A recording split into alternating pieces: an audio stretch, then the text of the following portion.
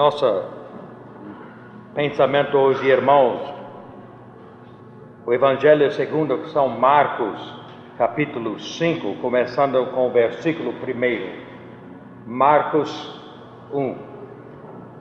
5:1. Jesus e os discípulos chegaram à região de Gerasa, no outro lado do lago da Galileia. Ele saiu do barco e logo foi ao encontro dele um homem com espírito mau, vindo do cemitério onde morava. Ninguém conseguia prendê-lo, nem usando correntes. Muitas vezes o pegavam e amarravam suas mãos e seus pés com correntes de ferro, mas ele quebrava tudo e ninguém podia dominá-lo. Passava o dia e a noite nos montes e entre os túmulos, gritando e se machucando de propósito com pedras. Ele viu Jesus de longe, correu, caiu de joelhos diante dele e gritou: Jesus, Filho do Altíssimo Deus, o que o Senhor quer de mim? Em nome de Deus eu peço, não me castigue. Ele falou isso porque antes Jesus tinha dito: Espírito mau sai deste homem. Jesus perguntou: como você se chama? Ele respondeu: meu nome é Multidão, porque somos muitos. Ele insistia com Jesus para que não expulsasse os espíritos maus daquele lugar. Muitos porcos estavam comendo no morro ali perto. Os espíritos insistiram com Jesus: dê ordem para entrarmos nos porcos. Ele mandou e os espíritos saíram do homem e entraram nos porcos. E estes, que eram quase 2.000, se atiraram muro abaixo dentro do lago, onde se afogaram. Os homens que tomaram conta dos porcos fugiram e espalharam a notícia na cidade e nos campos. Muita gente foi ver o que havia acontecido. Quando chegavam perto de Jesus, viram o homem que tinha sido antes os espíritos maus e ficaram assustados, porque agora ele estava sentado, vestido e no seu perfeito juízo. Os que tinham visto tudo aquilo contaram o que havia acontecido com o homem e com os porcos. Então pediram a Jesus que saísse da terra deles. Quando ele estava entrando no barco, o homem curado insistiu: deixe-me ir com o Senhor. Mas Jesus não o deixou e disse: volte para casa e conte a seus parentes o que o Senhor Deus lhe fez e como ele foi bom para você. Então ele foi embora e contava na região das 10 cidades tudo o que Jesus lhe tinha feito. E todos ficaram admirados.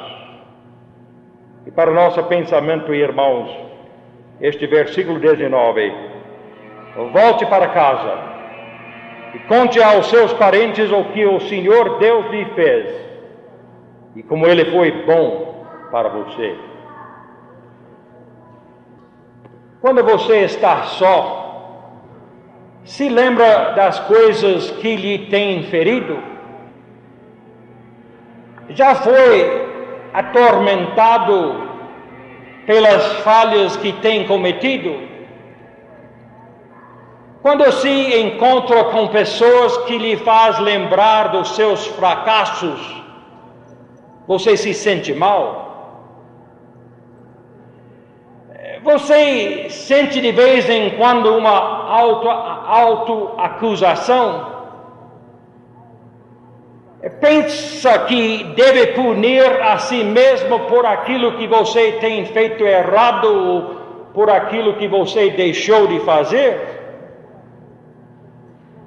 A atitude dos outros, a reação dos outros, faz você se sentir incapaz ou frustrado? Faz você duvidar da sua própria capacidade? A rejeição dos outros simplesmente confirma aquilo que você tem pensado de si mesmo? Alguma vez sentiu-se separado ou alienado de si mesmo? Descobriu que não gosta da companhia dos outros, mesmo quando não exista uma razão por isso. Nunca experimentou desejos ou ambições ou fantasias de ser alguém mais. A vida lhe joga em múltiplas direções, até você fica tonto, até você fica fora de si. Claro que nós todos temos nos sentido assim. E sabemos muito bem que nossos queridos têm-no também. Por isso, irmãos, após desta série de perguntas, acho que nós estamos prontos para estudar, aprofundar na história que é nosso texto bíblico. Quem era este homem que todo mundo chamava de multidão? Na tradição antiga era legião. Mas vamos ficar com a tradução. Todo mundo chamava o homem multidão. Como é que ele chegou a ter este nome? O que lhe conduziu a esta condição tão extrema? Se fizéssemos uma pesquisa de uma escala 1 a 10, para medir o grau de sanidade de nossas próprias memórias, para medir o grau da alienação de nós mesmos e dos outros, da frustração com as demandas desta vida, se fizéssemos esse de grau 1 a 10 para medir o grau da fragmentação frente às pressões desta vida, com certeza este homem que a Bíblia chama de multidão, teria uma nota altíssima. Então, irmãos, qual seria a sua nota se ele tirasse uma nota de 10? Sua nota seria 1? Ou 2? Ou 5? Eu penso que eu ganharia lá nos meados de 3 ou 4, viu? A verdade é que todos nós, de algum grau, temos os mesmos sintomas de multidão. Claro, nenhum de nós está pronto para se castigar de tal modo que está pronto para ir morar no cemitério ou para quebrar tudo. Claro que não. Mas mesmo assim, às vezes, irmãos, nós estamos perturbados, nós estamos ruins mesmos e ninguém mais sabe disso. Notem bem, esta história tem ambos dos extremos desta escala de 1 a 10. Porque São Marcos nos mostra o extremo da necessidade humana na pessoa de multidão. Bem como ele mostra uma doença muito mais sutil no povo daquela região das 10 cidades ao outro lado do lago da Galileia. Porque ambos estavam necessitados, mas nenhum queria ser curado. Os espíritos maus dentro deste homem multidão insistiram com Jesus para não lhes expulsasse. E também o povo daquela região pediram para que Jesus saísse da terra deles. Todo mundo chega, eu acredito, a um estado de miséria mental, emocional, espiritual, em que nossos sentimentos de frustração, nossos sentimentos de culpa, nossos sentimentos de alienação, esses sentimentos são mais íntimos, mais seguros para nós do que a possibilidade de mudança, tanto em nós pessoalmente como em nossas instituições. Nós gostamos do jeito como nós estamos, mesmo sendo miseráveis. Certamente existe uma mensagem para nós neste acontecimento. Porque o que fez o homem multidão, o tipo de pessoa que ele era, realmente tem a mesma semente dentro de nós. Porque existe na vida de todos nós a mesma distorção, a mesma desordem. Então vejam o que esta passagem bíblica nos tem a dizer sobre a carência humana. E vendo assim, nossas próprias multidões seriam curadas.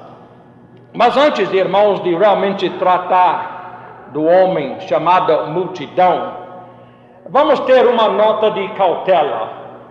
Porque aqui nós estamos num território bastante perigoso. Porque se levamos a pé da letra esta história e dizermos simplesmente que o problema de multidão era ser possuído de um espírito mau, então eu acho que nós estamos cooperando com a Satanás, fazendo o povo sentir que eles também estão possuídos. Quer dizer, em comunicando a história deste jeito, nós estamos deixando o povo vulnerável à influência demônica. Olha, quando alguém imagina que algo podia ser verdade, então a porta já está aberta para Satanás semear seus atos de destruição. Aqui é o perigo de superstição. Aqui é o perigo de pensar qualquer coisa. Porque realmente a gente vira-se muito vulnerável à sugestão dos outros. Por exemplo, o homem multidão, ele chegou ao estado em que ele estava por meio de uma série de contradições a contrariar a natureza própria criada por Deus para ele. E a repetição compulsiva disso lhe guiou ao lugar em que Satanás podia lhe controlar. Por causa disso, eu acho que é absolutamente preciso que nós estudamos a vida deste homem multidão para ver como é que o mal lhe dominava. Porque, de fato, são padrões muito delicados que são igualmente perigosos para nós se persistimos neles por muito tempo sem ajuda. Aqui, para mim, é o perigo de nossa atitude, uns para com os outros. Aqui é o perigo de ódio. Ódio não é um luxo que você pode ter quando quiser e depois deitar fora. A raiva. Aqui é o perigo, a ameaça dos outros de vingança. Porque, irmãos, pouco a pouco, essas emoções nossas que nós gostamos tanto, pouco a pouco, estas emoções, estes espíritos de maldade para com os outros, a vingança e todas essas coisas, nos domina cada vez mais até nos destruir. Não se brinca, irmãos, com ódio e vingança, não. Porque pouco a pouco vamos ficar dominados como o homem multidão foi dominado. E não é um demônio externo que toma conta da gente, mas sim é falta de amor, é falta de perdão, é o rancor, a inimizade, é o desprezo, o ressentimento, a represália, que nós adoramos tanto em que também nós não queremos largar. A gente se sente tão bem com estas emoções, nós somos toda a vida acostumados disso, não é? Então a gente se sente em casa com as coisas. Quer dizer, este é o nosso perigo. Este é o nosso espírito mal, é este que nos domina. E quem é responsável somos nós mesmos. Jesus perguntou em versículo 9, como vocês se chamam? Ele respondeu, Meu nome é multidão, porque somos muitos.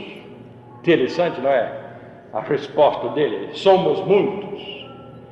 Este homem atormentado estava buscando dizer quem ele era. Ele estava buscando a sua própria identidade com esta resposta: meu nome é multidão, porque somos muitos.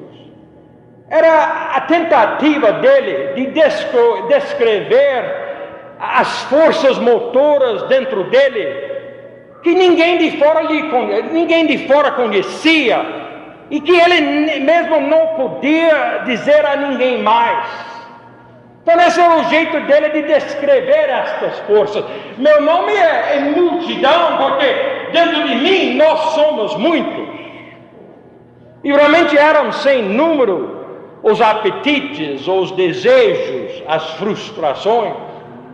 Eram sem número os medos, os ódios, as raivas. Era sem medo as lealdades, os sonhos, as aspirações, todos dentro dele, sem ele entendê-los. Uma multidão sem ordem. Assim ele pensava de si mesmo, por isso ele se expressou: meu nome é multidão. E nós somos muitos, viu?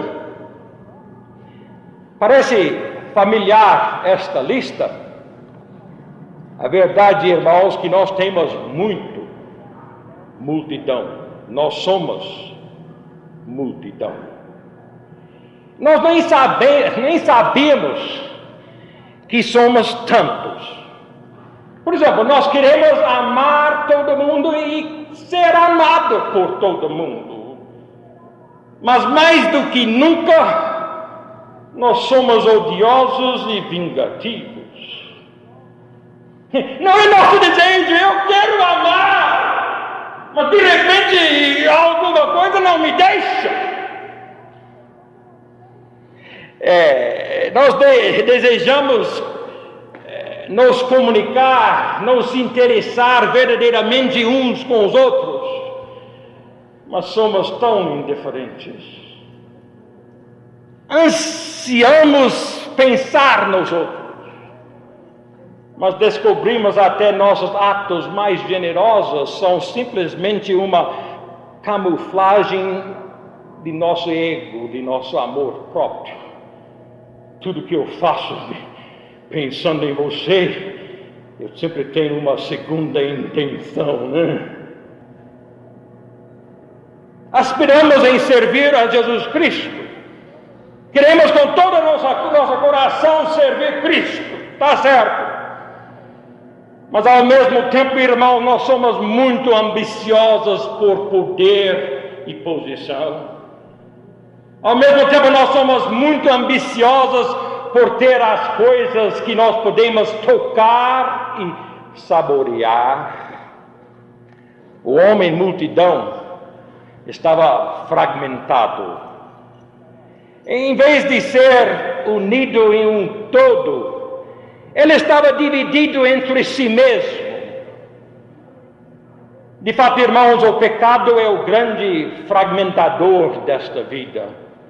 Por isso o nome do Salvador de Deus é Jesus, que veio para nos salvar desta estilhaça da vida.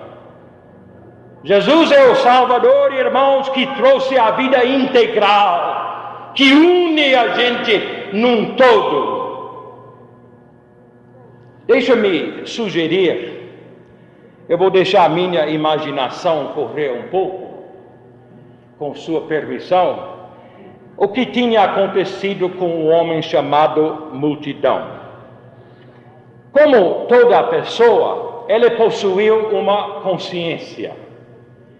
E durante anos, tudo que ele tinha compreendido sobre o certo e o errado, e todo mundo compreende isto desde a infância, certas coisas são permitidas, certas coisas são certas, honestos, e outras coisas são erradas, são feias e não faz. Então, tudo isso que ele tinha compreendido durante os anos, claro, ficou gravado bem na sua consciência, igualzinha a todos nós. Depois, também como toda pessoa, Paulo diz isso, todos pecaram, não é? Não há ninguém que não pecou. E como toda pessoa também, a multidão foi contra aquilo que ele sabia ser certo. Talvez fazendo coisinhas erradas no início. Mas ele foi contra de um ponto na vida dele, contra aquilo que ele sabia certo fez.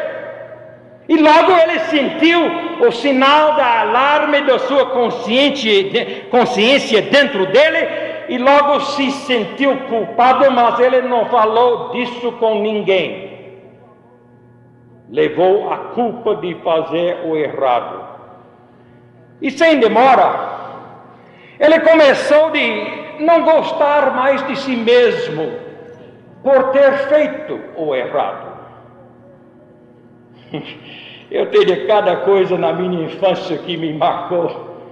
Eu fui despedido, eu falei com vocês uma vez, eu tinha uma vergonha danada para dizer com meus pais que eu fui despedido lá de ser um soda jerk, lá no drugstore da América do Norte, porque eu queria fumar um maço de cigarros, e quando o dono não estava olhando, eu roubei os maços de cigarros e eu fumei, ele me pegou, rua! E eu sou bom metodista, bom crente, bom demais, fui apanhado no erro, e até hoje eu posso mencionar isso até agora, porque durante anos era um segredo só entre mim e o dono do drugstore, viu? É isso mesmo. E eu não sou o único não, gente. Todo mundo faz errado quando sabe que não deve fazer. E por isso logo nós não gostamos mais de nós mesmos. Porque logo nós pensamos, nós somos os únicos que têm feito essas coisas, ou que têm pensado essas coisas, e assim nós escondemos nossos atos e nossos sentimentos. E cada vez quando fazemos isso, mais nós não gostamos mais de nós mesmos. Então, em seguida, acho que ele ficou profundamente deprimido, se tornou obcecado pelos estes pensamentos e atos errados que estavam lhe causando sentir culpado. E breve, seu desprezo próprio se manifestou em fazendo seus queridos mais perto dele sofrerem. Ele começava a dizer e a fazer as coisas que ele mesmo não queria dizer e fazer. E a família dele começou a sofrer, e ele não sabia por que ele estava fazendo estas coisas. E ele gritava para alívio, ele gritava por alívio, ele gritava por ajuda de alguém. Mas do jeito dele de gritar, a maneira dele sempre, ninguém lhe entendia. Não havia ninguém com quem ele podia conversar. Não havia ninguém que lhe escutava, que lhe compreendia. Então a síndrome se estabeleceu num padrão. E o padrão é isso: a consciência, a condenação e a compulsão. Acho que nisto, São Marcos nos dá o prognóstico do desespero. É uma beleza esta passagem, porque em muitas poucas palavras, ele nos conta acerca da conduta destrutiva. Deixe-me ler de novo, começando com o versículo 3. Vinha do cemitério onde morava, ninguém conseguia prendê-lo, nem usando correntes. Muitas vezes o pegavam e amarravam suas mãos e seus pés com correntes de ferro. Mas ele quebrava tudo e ninguém podia dominá-lo. Passava o dia e a noite nos montes e entre os túmulos, gritando e se machucando de propósito com pedras. Marcos nos diz que o homem tinha um espírito mau. Isto foi a maneira, nos dias de Jesus, de dizer que ele estava possuído de uma força diabólica que lhe compelia a fazer coisas estranhas e más. Naquela época, o termo espírito mau era usado para descrever toda a pessoa perturbada. Toda a doença mental naquela época era um espírito mau. E de fato, realmente, este termo, espírito mau, não nos diz muito pouco sobre multidão, além do fato que ele agia de uma maneira irracional, inaceitável. Por isso, o evangelista Marcos nos explica mais. Por exemplo, ele dizia que o homem morava entre os túmulos de um cemitério ao lado do lago de Galileia. Quer dizer, ele se separou da sociedade. Esta foi a expressão final do seu afastamento diabólico dos outros. Quem sabe, eu não vou dizer, talvez ele tivesse vivido todos estes anos desonestamente e agora veio o resultado fatal. Por causa da desonestidade dele, ele não queria ficar com as outras pessoas e agora ele não podia mais. Eu acho que há muito criminoso em nossas cadeias exatamente para isso. Nós estamos fazendo um favor deles, separando-os da sociedade. Eles não querem viver mais conosco, então eles fazem as coisas feias. Nós aprendemos e fazemos a vontade deles, separando-os da sociedade. Quem sabe? Mas de qualquer forma, o hábito de esconder da realidade já tinha começado bem antes. Porque ele fazia aquelas coisas que lhe fazia sentir culpado e as quais ele não podia confessar. E por fim, ele se sentiu deprimido. O resultado, irmãos, de esconder o que nós somos, o resultado de esconder o que nós sempre temos sido, produz doenças deste jeito. Interessante notar, antigamente se usava a palavra alienado para uma pessoa como multidão. A pessoa alienada é fora de si, é fora dos outros, é fora da realidade, ela é alienada e multidão era. E a manifestação final disso foi que ele se tornou destrutivo de si mesmo. Ele chegou de odiar a si mesmo. Nosso ódio próprio, e aqui eu sei tão bem disso, nosso ódio próprio, irmãos, que a gente nem percebe que existe, mas está na multidão de nós. Este ódio próprio se mostra em coisas pequenas como comer demais. Eu já falei, o dia que eu gosto de mim mesmo, eu vou ficar bonitinho, viu? Magrinho. Este ódio de nós mesmos, irmãos, se mostra, por exemplo, em trabalhar demais. Hein, gente? Se mostra em como passar da conta das coisas. Se mostra em abusar de muita coisa. Nós nos depreciamos em palavra e ação.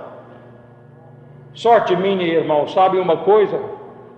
Que Deus me chamou de ser pastor e a igreja metodista toma conta de mim. Porque a sorte minha é que eu não tenho que viver financeiramente como artista gráfico ou fotógrafo. Porque eu não sei cobrar meus serviços de ninguém para nada. É verdade. Isso faz parte do meu papel de não me valorizar, de não me estimar. Eu penso que, eu sinto que meu trabalho não vale, não. Então eu vou fazer um posto para você que vale uma fortuna, porque não há ninguém mais nessa cidade que pague. Eu vou gastar horas tentando agradar você e eu vou dar de graça, porque eu acho que eu não mereço. Meu trabalho não vale. O negócio é fogo, viu? A sorte minha é que vocês me sustentam, viu, gente? Obrigado. Então, qual é a solução? Onde vem a cura? Claro, ela vem de Jesus. Irmãos, e a cura é totalmente revolucionária. É totalmente diferente do que nós temos pensado. O que Jesus fez com o homem chamado multidão, hein?